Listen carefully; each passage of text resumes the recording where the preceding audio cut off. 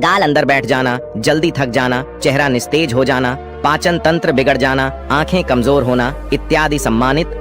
ये सभी लक्ष्य बुढ़ापे की अवस्था में होते हैं, लेकिन अब ऐसा नहीं है। जवानी के दिनों में भी काफी युवा इन बुढ़ापे का शिकार हो जाते हैं।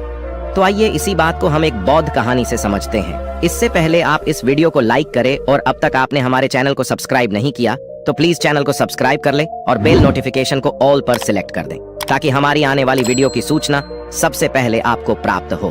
तो चलिए आज की कहानी को प्रारंभ करते हैं दोस्तों। एक बार महात्मा बुद्ध एक सम्राट के राज दरबार में जाते हैं और उनसे पूछते ही, राजन बताइए आप लोग की प्रजा कैसी। राजन कहते हैं, हे भगवान, आपने जो उपदेश दिया है इससे हमारी पूरी प्रजा में लोग 60 वर्ष के हैं। उन्हें भी देखने में ऐसा लग रहा है जैसे 20 वर्ष के हो चुके हैं। सबकी ढलती उम्र जैसे रुक गई है, थम गई है भगवान। सब लोग स्वस्थ हैं। हमारे राज्य में लोग तो बैठकर आराम कर रहे हैं क्योंकि अब किसी को दवा की जरूरत नहीं है। सभी लोग एकदम स्वस्थ हैं। हमारी प्रजा बहुत ही खुश है।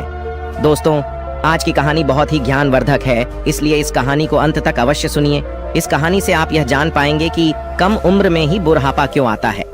जैसे कि सभी लोग जानते हैं कि गौतम बुद्ध एक सम्राट भी थे, लेकिन उन्होंने सब कुछ त्याग कर एक सन्यासी का रूप धारण किया था।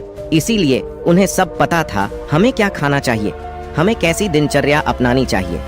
दोस्तों, आज हम महात्मा बुद्ध के 12 महत्वपूर्ण नियम, या यह कह लो आज हम पूरे जीवन का रहस्य जानने वाले हैं। इसलिए आप सबसे विनम्र निवेदन है कि पूरी कहानी को ध्यानपूर्वक सुने और इन 12 बातों को सुनकर अपने जीवन में उतार लीजिए। यदि आप इन 12 उपदेशों को अपने जीवन में उतार लेते हैं तो आप अवश्य ही कभी बीमार नहीं होंगे और आपका बुढ़ापा आपको छू भी नहीं पाएगा। दोस्तों, इसे हम एक कहानी के माध्यम से समझते हैं जिससे हर एक बात आपके दिमाग में बैठ जाए और उसे आप जीवन में अपने उतार सके। तो चलिए कहानी को शुरू करते हैं। बहुत समय पहले की बात है। किसी राज्य में भादर सिंह नाम का एक राजा रहता था। राजा बहुत ही दयालु, बहुत दयावान और एक न्यायिक राजा था। उनकी 2 रानियां थीं और दोनों रानियां अति सुंदर थीं। वे रानियां भी उस राजा के स्वभाव पर गईं और वो रानियां भी बहुत ही धार्मिक प्रवृत्ति की थी। राजा इतना न्यायप्रिय था कि उनकी प्रजा कभी भी दुख का सामना ही नहीं करती थी, क्योंकि राजा ने अपने मंत्रिमंडल में 9 ऐसे मंत्रियों का गठन किया था जिनके जिम्मे हर एक विभाग बांटा गया था, जिनको यह कहा गया था कि तुम प्रजा का खान पान का ध्यान रखो, और उन सबको अलग अलग काम बांटे गए थे। और उनका इतना सख्त हिदायत था कि किसी को अपने काम में लापरवाही बरतने पर उन्हें मृत्यु दंड दिया जाएगा। इसलिए उनके समूह में मंत्रिमंडल के जो मंत्री थे वे बहुत ही ईमानदारी से काम करते थे, और राजा को जब भी कोई न्याय करना होता था तो कभी भी वह किसी के साथ एक पक्षी न्याय नहीं करते थे। वह दोनों पक्ष के एक एक समस्याओं को बहुत ही बारीकी से समझते थे।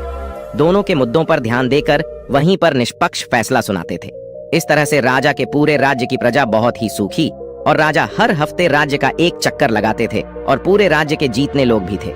उन सबको सभा में बुलाया जाता था। किसके घर में कितना अनाज हो रहा है, किसके घर में खाने के लिए है कि नहीं, इस प्रकार राजा की व्यवस्था होती थी। इसलिए उनकी प्रजा सुखी जीवन व्यतीत कर रही थी। उनका राज्य बहुत अच्छे से चल रहा था। सारी प्रजा सुखी थी और इसी सुख की वजह से हमेशा प्रजा राजा का गुणगान करती थी। ऐसे ही एक दिन सभा चल रही थी। तभी उस सभा में एक किसान और उसकी पत्नी आते हैं और कहते हैं, महाराज, आज हमारे पास एक बहुत बड़ी समस्या है। कृपया आप हमारी समस्या का समाधान करें। राजन बोले, बताइए क्या बात है। किसान कहता है कि मेरे 2 बेटे हैं और अभी उनकी उम्र बहुत कम, अभी से ही उनकी उम्र ज्यादा से ज्यादा 26 से 28 साल की होगी, लेकिन वह देखने में ऐसे लग रहे हैं जैसे उनकी उम्र 60 वर्ष की हो चुकी है। उनके सिर से बाल झड़ते जा रहे हैं, उनका पेट निकलता जा रहा है, वे बहुत आलसी हो गए हैं, कोई भी काम नहीं करते हैं। हमने इधर उधर से बहुत दवाइयां करवाई लेकिन कोई फायदा नहीं हुआ। महाराज कहते हैं ठीक है, और अपने मंत्री जी को आदेश देते हुए कहते, मंत्री जी, अपने राजवेद से इस किसान के बेटे का इलाज करवाया जाए और जो भी खर्च होगा उसे राज्य कोष से भरा जाए। और मंत्री जी ऐसा ही करते हैं। फिर राजवैद्य किसान के दोनों बेटों का इलाज राजकोष से करते हैं। काफी दिन इलाज चलने के बाद फिर भी वह किसान सभा में उपस्थित होता है और कहता है, महाराज, कोई आराम नहीं हुआ, मेरा बेटा वैसे का वैसा ही है। राजा कहते हैं ठीक है, हम इस पर विचार करेंगे। और इस पर विचार चल ही रहा था कि तभी उस गांव से एक पति पत्नी रोते हुए आते हैं और वह भी उसी समस्या का निवारण करना चाहते थे।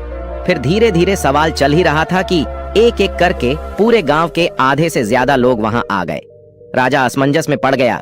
उन्होंने तुरंत आपातकालीन सभा बुलाई कि राज्य में जितने भी वैद्य है सबको बुलाया जाए और दिखाया जाए कि आखिर ऐसी क्या समस्या है जिसकी वजह से हमारे राज्य के सभी नवयुवक बूढ़े दिखने लगे हैं। इस समस्या पर पूरा शोध किया जाए। राजा का यह सख्त आदेश था कि जल्द से जल्द इस पर कार्रवाई किया जाए और पूरे राज्य में छानबीन की जाए। सभी का घर घर जाकर पता लगाया जाए कि इसका कारण क्या है। जितनी भी प्रसिद्ध वैद्य थी सभी को बुलाया गया और फिर एक आपातकालीन बैठक की गई और उस आपातकालीन बैठक में सारे विचार विमर्श किया गया। राजा ने सभी वेदों से कहा, आप लोगों के पास 10 दिन का समय है और इस 10 दिन के अंदर पूरे राज्य के हर एक घर की बीमारी का पता लगाइए। ऐसी कौन सी बीमारी है या ऐसी कौन सी चीज है जिसे खाने से यह बीमारी हो रही है। राजा ने कहा कि जो भी राज्य में इस बीमारी का सही सटीक पता लगाएगा उस राजवैद्य को उचित पुरस्कार के रूप में एक राज दे दूंगा। अब सारे वैद्य एकदम से एक तल्लीन होकर जुट गए और घर घर जाकर रात दिन एक एक करके पूरा 10 दिन छानबीन की। फिर वे एक दिन जब राज्य की सभा लगती है तो उस राज्य में सारे राज्य वैद्य और पूरे राज्य के लोग इकट्ठा होते हैं। फिर राजा एक एक करके सारे वैद्य से पूछते हैं। तब सारे राजवैद्य अपने अपने विचार रखते हैं, महाराज हमने पूरी छानबीन किया और छानबीन के हिसाब से हमने लोगों का उपचार भी किया, लेकिन किसी को आराम नहीं मिल रहा है। फिर एक राजवैद्य खड़े होते हैं जो बहुत ही बुजुर्ग थे। उनकी उम्र लगभग 125 वर्ष या 130 साल की थी और उन्होंने कहा, हमारा जो अपना निष्कर्ष निकला, हमारा जो अपना अनुभव है, उस अनुभव से हमें यही लगता है कि हमारे यहाँ रहन सहन और यहाँ के खाने में कुछ दिक्कत हो रही है जिसकी वजह से ये सब हो रहा है, लेकिन हमारे पास इसका सटीक जवाब नहीं है। राजा उस बुजुर्ग राजवैद्य की बात सुनकर वह राजा असमंजस में पड़ जाते हैं कि 130 साल के बुजुर्ग यह बात बता रहे हैं। तो राजा ने कहा, इसका समाधान क्या होगा? अब इसका समाधान भी आप ही बताइए, क्योंकि हम आज 1 महीने से इस कारण से चिंतित हैं। 1 महीने से हमारी प्रजा परेशान हो रही है और इसे देखकर हम लोग इसी सोच से परेशान होते जा रहे हैं। मेरे भी बाल झड़ने शुरू हो गए हैं। हमारे परिवार में महारानियां, राजकुमार, राजकुमारी या जो भी है, सब लोग इस समस्या से परेशान हैं। आखिर समाधान तो बताइए। फिर वो राजवैद्य हाथ जोड़कर खड़े होते हैं और राजा से कहते हैं, राजन हमें क्षमा करिए, लेकिन हमारे पास इसका कोई उपाय नहीं है। उन्होंने आगे कहा, इन सारी समस्याओं का समाधान एक ही व्यक्ति के पास है। अगर उस व्यक्ति को बुला लिया जाए तो आपके राज्य की सारी समस्याएं खत्म हो जाएंगी, सारी बीमारियां हमेशा के लिए खत्म हो जाएंगी। उनके अलावा इसका समाधान किसी के पास नहीं है। महाराज कहते हैं, वैद्य जी हमें जल्दी बताइए, इस शुभ काम के लिए देरी मत करिए। मुझे जल्द से उस महापुरुष, उस ज्ञानी का नाम बताइए और अब हम उन्हें अपने राज्य में आमंत्रित करेंगे। वो राजनीतिज्ञ कहते हैं, क्षमा करें महाराज, हमें उनका पता नहीं है कि वो कहाँ रहते हैं, लेकिन उनका किसी राज्य में उपदेश अवश्य चल रहा होगा। कृपया आप अपने सैनिकों को सारे राज्य में भेज करके पता लगाए कि महात्मा बुद्ध किस राज्य में हैं, कहाँ पर है, कहाँ पर उनका उपदेश चल रहा है। केवल उन्हीं के पास इस समस्या का समाधान है और दूसरा किसी के पास इसका कोई समाधान नहीं। राजा यह बात राज्य वैद्य की मुंह से जैसे ही सुनते हैं, उन्होंने अपने सबसे काबिल मंत्री को यह आदेश देते हैं कि जल्द से जल्द महात्मा बुद्ध का पता लगाया जाए और उन्हें आदर सम्मान के साथ अपने राज्य में लाया जाए। ये हमारा सख्त आदेश है। इसके लिए जितने भी गुप्तचर चाहिए उन्हें ले लिया जाए और उनका जल्द से जल्द पता लगाया जाए कि इस समय महात्मा बुद्ध का किस राज्य में उपदेश चल रहा है। वह जरूर आएंगे। उनको हमारा संदेश भेजिए, उनको कहिए कि सम्राट बुलाए हैं। अगर वो नहीं आते तो आप मुझे बताइए, मैं स्वयं अपनी समस्याओं को लेकर उनके पास जाऊंगा। और सारे मंत्री तुरंत चारों दिशा में फैल जाते हैं और काफी अथक प्रयास करने के बाद, काफी मेहनत करने के बाद यह पता चलता है कि महात्मा बुद्ध काफी दूर राजनीतिक उपदेश दे रहे हैं। मंत्री वहां जाते हैं और बुद्ध को प्रणाम करते हैं और कहते हैं, भगवान आपको हमारे राजा ने बुलाया है।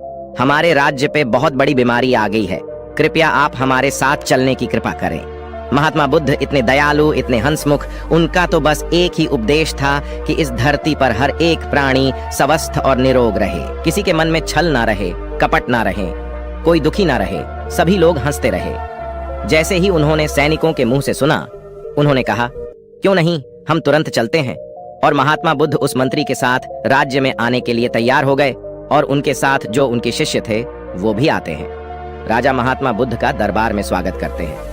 उन्हें प्रणाम करते हुए सादर आमंत्रित किया जाता है और फिर वह राजा महात्मा बुद्ध से कहते हैं, भगवान हमारी बड़ी ही हंसमुख प्रजा है, सुखी है, लेकिन आज उनके ऊपर बहुत बड़ी विपत्ति आ गई है। जब इनके ऊपर विपत्ति आ गई है तो मान लीजिए कि हमारे ऊपर ही विपत्ति आ गई है। ये प्रजा नहीं है, ये हमारे परिवार के सदस्य हैं। कृपया आप इन सभी की समस्याओं का समाधान कीजिए। महात्मा बुद्ध राजा की तो पहले ही प्रशंसा सुन चुके थे। राजा की सोच और विचार से महात्मा बहुत प्रभावित हुई और मुस्कुराते हैं और राजा से कहते हैं, क्यों नहीं, ये तो कुछ नहीं है, सब ठीक हो जाएगा। इस समस्याओं को सारे लोग स्वयं पाल रखे हैं। ऐसी बात सुनकर राजा मुस्कुराते हैं और कहते हैं, भगवान, इतनी बड़ी समस्या है और आप कह रहे हैं कोई समस्या नहीं है। फिर राजा ने कहा, ठीक है गुरुवर, जैसे भी हो आप हमारे प्रजा को ठीक कर दीजिए। महात्मा बुद्ध के सामने एक शिष्य खड़ा था। महात्मा बुद्ध उस शिष्य की तरफ इशारा करते हैं तो शिष्य कहता है, राजन, हमें आपके राज्य में एक ऐसा खुला स्थान दीजिए जहां पर राज्य के सभी लोग एकत्रित हो सके, जहां का खुला वातावरण हो, जहां प्राकृतिक धूप आती हो, जहां प्राकृतिक हवा हो, सुनहरा माहौल। वहां पर कल प्रातः 4:09 बजे लोगों का उपचार किया जाएगा। लेकिन लोगों को उपचार देने से पहले आप अपने राज्य में ऐसा आदेश लागू कर दीजिए, उस स्थान पर आपके पूरे राज्य के सभी लोग और आप खुद भी उस स्थान पर उपस्थित हों। सभी लोगों को कल से उपदेश देना शुरू हो जाएगा और यह उपदेश 12 दिन तक चलेगा। 12 दिन एक एक करके उपदेश दिया जाएगा और इन 12 दिनों में आपकी पूरी प्रजा स्वस्थ हो जाएगी। राजा शिष्य के मुंह से यह बात सुनकर बड़े खुश होते हैं। सिर्फ 12 दिन में राजा कहते हैं, ठीक है, जो भी खर्च आएगा वो सारे हमारे राजकोष से दिया जाएगा। फिर वो शिष्य कहता है, कोई खर्चा नहीं आएगा महाराज, आप निश्चिंत रहिए। आप सिर्फ अपनी प्रजा से यह सख्त आदेश करवा दीजिए कि 4 बजे वहां उठकर नहीं आएंगे, उसे दंड दिया जाएगा। राजा यह आदेश लागू कर दिए और बोले, कल सुबह सबको वहां आना है। राजा ने एक बहुत बढ़िया सा स्थान निर्धारित किया और कहा कि कल पूरी प्रजा उसी स्थान पर आएगी, हम भी आएंगे और वहां पर महात्मा बुद्ध के विचार सुनेंगे और जैसे जैसे महात्मा बुद्ध कहेंगे उनका पालन किया जाएगा और हमारे सारे गुप्तचर सबके घरों पर निगरानी रखेंगे। जो भी उपदेश का पालन नहीं करेगा उसे सभा में दंडित किया जाएगा। यह सारी बातें घोषित करने के बाद पूरे प्रजा राजा को प्रणाम करती हैं और कहते हैं, नहीं महाराज, हम सभी लोग वहां उपस्थित अवश्य होंगे। महात्मा बुद्ध को सभी लोग प्रणाम करते हैं और वहां से चले जाते हैं। उस दिन की सभा वहां पर स्थगित कर दी गई और अगले दिन महात्मा बुद्ध का प्रवचन होने वाला ही था।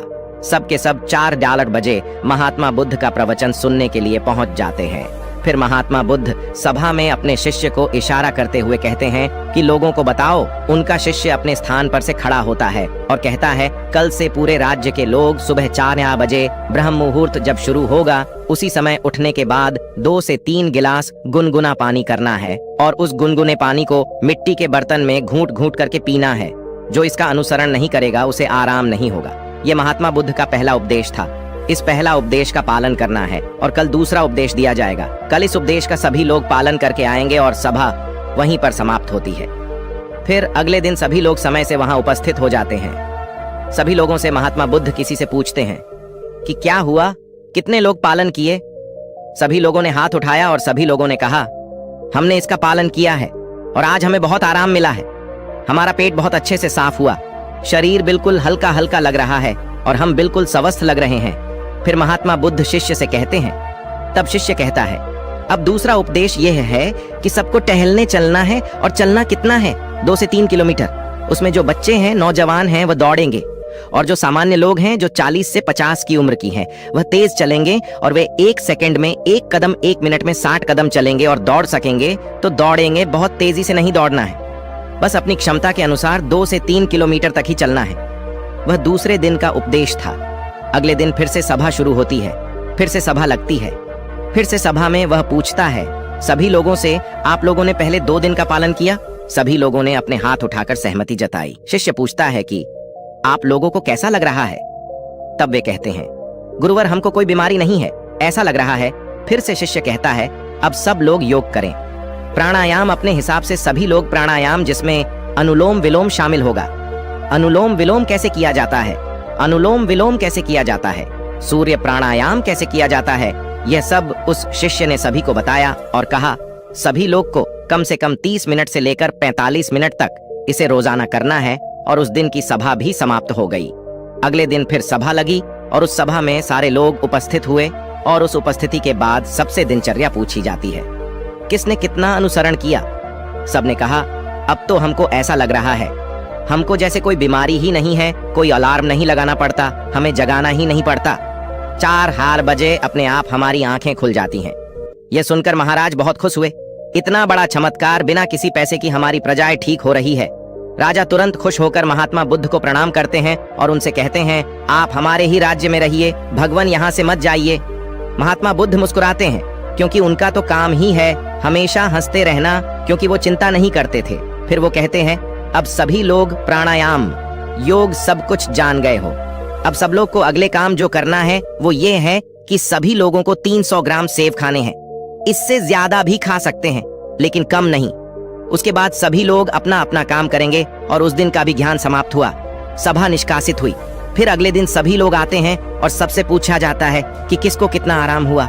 सभी लोग कहते हैं, हम तो पूर्ण रूपेण ठीक हो गए। फिर से शिष्य कहता है, नहीं, अभी तो बाकी है, अभी तो आधा नियम और करना है। जब आप पूरे नियम का अनुसरण कर लोगे तब आपको कोई बीमारी नहीं आएगी, बुढ़ापा छूमंतर हो जाएगा, बुढ़ापा पास भी नहीं आएगा, मर्दाना ताकत बरकरार रहेगा, हमारे महात्मा बुद्ध की तरह चेहरे पर चमक बनी रहेगी। फिर वे कहते हैं, अगला उपदेश क्या है ये सुनिए, कल से सुबह 7-8 बजे तक सबको सेब खा लेना। फिर वो शिष्य अगला उपदेश सुनाते हुए कहते हैं, मान लीजिए सबने 7-8 बजे तक सेब खा लिया। उसके बाद 2-2.5 घंटे बाद सबको अपना पेट भर खाना खाना है, रोज का जैसे खाते हैं। और खाना खाने के बाद क्या करना है अब वह सुन लीजिए। खाना खाने के बाद सबको रोटी खाना है, मल्टीग्रेन रोटी यानी कि मिक्स रोटी। वो कहते हैं कि उसमें गेहूं नहीं होगी, गेहूं अच्छी चीज नहीं है, उसमें बाजरा, मक्का, चना, इन 3 चीजों की सबको रोटी बनाना है और सबकी थाली में इसकी रोटी होगी और 1-1 कटोरी दाल होगी, उसमें देसी घी और 1 कटोरी मिक्स सब्जी का साग होगा। वह सीजन के हिसाब से होगा। सीजन वाली सब्जी अच्छी होती है, वही खाने योग्य होती है। बिना सीजन वाली सब्जी नहीं खाना है। बिना सीजन वाली सब्जी स्टोर रूम में स्टोर की हुई रहती है, जो कि काफी दिनों से रखी होती है। और खाना खाने के 30 मिनट बाद सभी को 1-1 कटोरी दही खाना है। यदि खाने में आप यह भी शामिल करते हैं तो जब आपका खाना खाने के आधा घंटे बाद दही में गुड़ डालकर खाएंगे तो आपका खाना बड़ी आसानी से बच जाएगा। फिर से शिष्य ने कहा, यह आज का उपदेश था, समाप्त हुआ और कल सभी लोग इसका अनुसरण करके आएंगे और सब लोग खुशी खुशी अपने घर को जाते हैं। जैसे उपदेश से बताया गया था ठीक उसी प्रकार सभी लोग उसका पालन करते हैं। फिर अगले दिन की सभा होती है और सारे लोग सभा में उपस्थित होते हैं। सबसे पूछा जाता है कि किसको कितना आराम हुआ। तब लोग कहते हैं, भगवान हमको तो कुछ बीमारी ही नहीं है, हम तो पूर्ण रूप से ठीक हो गए, हमको तो लगता ही नहीं है कि हम कभी बीमार हुए थे। महाराज और खुश हो गए। वह कहते हैं, यह तो खाना ही खाने से सब लोग ठीक हो गए, खाने से सबकी बीमारियां ठीक हो गईं। धीरे धीरे लग रहा था जैसे कि सबका मोटापा भी अपने आप चला गया। फिर वो कहता है, रुकिए, अभी तो कुछ और बाकी है, आगे का सुनिए। सबसे पहले वो शिष्य बताता है कि आप लोग यह भी ध्यान रखें कि खाना और पीना दोनों एक साथ ना करिए। जैसे खाना निगलते वक्त आपको दिक्कत हो रही है, थोड़ा सा 1 घूंट पानी बीच में पी सकते हैं, परंतु इकट्ठा पानी 1 गिलास नहीं पीना है। खाना खाने के 1 घंटे बाद ही पूरी तरह से आप जितना चाहे पानी पी सकते हैं। अब जैसे सब लोगों ने 10 या 11 बजे तक खाना खा लिया, अब सबको भूख पुनः लगेगी तो 4 या 5 बजे आप सबको 1 प्लेट सलाद लेनी है और सबको सलाद अपने वजन के हिसाब से लेना है। जैसे 50 किलो का वजन है तो उसको परसेंट के हिसाब से लेना है। जैसे 60 किलो है तो 300 ग्राम, किसी का 70 किलो है तो 350 ग्राम, किसी का 80 किलो वजन है तो 400 ग्राम सलाद अवश्य लें। उस सलाद में क्या होगा? सलाद में होगा गाजर, चुकंदर, मूली, टमाटर और 1 टुकड़ा अदरक होगा। 3 से 4 लहसुन की कलियां होंगी और स्वाद के लिए आप उसमें काला नमक या भुना हुआ जीरा भी डाल सकते हैं। सलाद लेने के पहले कुछ भी खाना पीना नहीं है, जैसा कि पहले ही बता दिया है। उसको फॉलो करिए और अगले दिन आइए। उस दिन की सभा समाप्त होती है। सभी लोग अपने घर चले जाते हैं और जैसी जैसी वह नियम बताए गए थे सब लोग उसका पालन करते हैं। फिर अगले दिन सभा में सबसे पूछा जाता है कि आप लोगों को कैसा लग रहा है, आपका शरीर कैसा अनुभव कर रहा है। सभी लोगों के चेहरे पर मुस्कान और सबका चेहरा एक तेज की तरह चमक रहा था। ऐसा लग रहा था जैसे उनकी ढलती उम्र थम सी गई हो। फिर राजा बद्धे प्रसन्न होते हैं। फिर राजा महात्मा बुद्ध के चरण में जाकर प्रणाम करते हैं और कहते हैं, धन्य है भगवान, आपने तो सबको खाने से ही ठीक कर दिया। तब उसने कहा, महाराज रुकिए, अभी तो सारे उपदेश बाकी हैं। अभी जब मैं पूरा उपदेश बता दूंगा तब हमारे भगवान की तरह कोई बीमारी नहीं होगा, कभी किसी को बुढ़ापा नहीं आएगा। राजा कहते हैं, जल्दी बताइए गुरुवर, जल्दी बताइए, हमें सारी चीजें सुननी है। मैं भी महसूस कर पा रहा हूँ कि जैसे मुझे भी कोई बीमारी नहीं है। मैं अब 16 वर्ष का हूँ। फिर वे बताते हैं, अब रात में क्या करना है। सबका खाना जो रात का है, सूर्य डूबने से पहले सब लोग को खाना खा लेना है, क्योंकि जब हमारे पेट पर सूर्य की रोशनी पड़ती है तो उस पर हमारा पेट में हमारा अन्नाशय ज्यादा काम करता है। जब धीरे धीरे सूर्य की रोशनी कम होने लगती है तो हमारा अन्नाशय काम करना बंद कर देती है। इसीलिए आर्षि मुनि लोग सूर्य डूबने से 1 घंटे पहले खाना खा लेते थे। इसके 2 फायदे हैं। जब आप सूरज डूबने से पहले खाना खा लेंगे तो आपका सारा खाना पचना शुरू हो जाएगा, और जब आप सोने जाएंगे तो 3 या 4 घंटे में आपका सारा खाना पूर्ण रूप से पच जाएगा। इसके फायदे, एक तो आपको नींद बढ़िया आएगा, और अगर आप लेट खाना खाते हैं तो अपने जीवन को बिगाड़ लेते हैं, तो उससे आपको जल्दी नींद नहीं आएगी। आपके पेट में अच्छे से खाना पचेगा नहीं, इससे आपको गैस बनेगा। इसलिए आपको सूर्यास्त के 1 घंटे पहले रात का खाना खा लेना है। और खाने में क्या क्या लेना है वह है मल्टीग्रेन, रोटी साग सब्जी सीजन के हिसाब से 2 चीज और खाना है। कितना खाना है? नाम मात्र, यानी कि हल्का खाना खाना है, जैसे लगी कि आपने खाना नहीं खाया है। फिर उसके 1 घंटे बाद आपको 1 गिलास दूध पीना है, उसमें 3 ग्राम हल्दी डाल देना है। हल्दी शुद्ध घर का होना चाहिए, बाजार का नहीं। उसे उबालें और जब ठंडा हो जाए फिर उसको पीना है। हल्दी वाला दूध आपकी सारी बीमारी को नाश कर देता है। यही इतना शक्तिशाली होता है।